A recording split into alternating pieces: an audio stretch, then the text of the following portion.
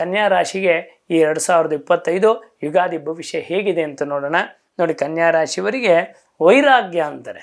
ನೋಡಿ, 12ನೇ ಮನೇಲಿ ಕೇತು ಬಂದಾಗ ಮನುಷ್ಯನಿಗೆ ವೈರಾಗ್ಯ ಉಂಟಾಗತ್ತಂತೆ.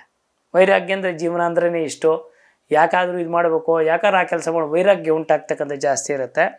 ದಾಂಪತ್ಯದಲ್ಲಿ ಕಲಹ ಅಂತಾರೆ. ನೋಡಿ, ಯಾವಾಗಲೂ ಕೂಡ ಸಮಸಪ್ತಮದಲ್ಲಿ ಮೀನರಾಶಿಗೆ ನೋಡಿ, ಕನ್ಯಾ ರಾಶಿಗೆ ಸಪ್ತಮದಲ್ಲಿ ಶನಿ, ಸಪ್ತಮದಲ್ಲಿ ರಾಹು, ಸಪ್ತಮದಲ್ಲಿ ರವಿ ಬುಧ, ಸಪ್ತಮದಲ್ಲಿ ಶುಕ್ರ.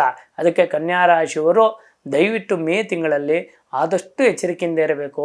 ಮಕ್ಕಳ ಮುಂದೆ ಜಗಳವನ್ನು ಆಡಬಾರ್ದು. ಅದರ ಜೊತೆಯಲ್ಲಿ ನಾವು ಮುಖ್ಯವಾಗಿ ಗ್ರಹಚಾರ ಇದೆ ಅಂತ ಗೊತ್ತಾದಾಗ ಪ್ರಿಕಾಷನ್ ತಗೊಳ್ಳೋದು ಒಳ್ಳೆಯದು. ಅದಕ್ಕೆ ಕನ್ಯಾ ರಾಶಿಯವರು ವಿವಾಹದಲ್ಲಿ ಮೋಸ ಉಂಟಾಗ್ತಕ್ಕಂಥ ಇರುತ್ತೆ. ಯಾವುದೋ ಜಾತಕ ಬಂತು, ಹುಡುಗಿದೋ ಹುಡುಗಂದೋ ಡೇಟ್ ಆಫ್ ಬರ್ತ್ ತಪ್ಪು ಕೊಟ್ಟಿರ್ತಾರೆ, ಅದನ್ನು ನೋಡಿ ಮುಂದುವರಿತಕ್ಕಂಥದ್ದು. ಈ ಕೆಲಸವನ್ನು ದಯವಿಟ್ಟು ಮಾಡಬೇಡಿ. ವಾಹನ ಯೋಗ ಅಂತಕ್ಕಂಥದ್ದು ಉಂಟಾಗತ್ತೆ. ಆದರೆ ಯಾಕೋ ಗೊತ್ತಿಲ್ಲ, ದೃಷ್ಟಿದೋಷದಿಂದ ಮೈಕೈ ನೋವು ಜಾಸ್ತಿ ಉಂಟಾಗ್ತಕ್ಕಂಥದ್ದು.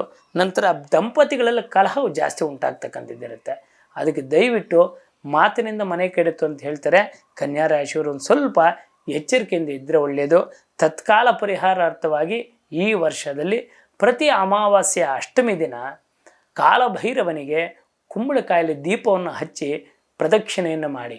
ಆದರೆ ಮನೆಯಲ್ಲಿ ಸಂಜೆ ವಿಷ್ಣು ಸಹಸ್ರನಾಮವನ್ನು ಕೇಳಿ ಕನ್ಯಾ ರಾಶಿಯವರು. ಒಳ್ಳೆಯದಾಗತ್ತೆ.